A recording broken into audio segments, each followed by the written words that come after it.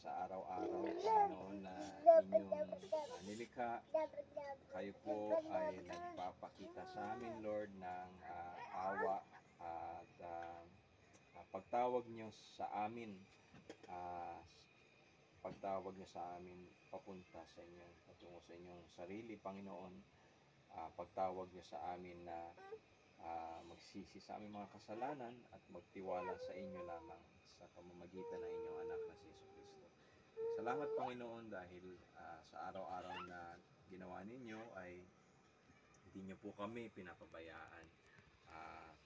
Katotohanan po ito, Lord, na nakikita namin dahil ngayon nga po ay magkakasama kami lahat dito dahil po sa inyong grasya. Salamat po, Lord.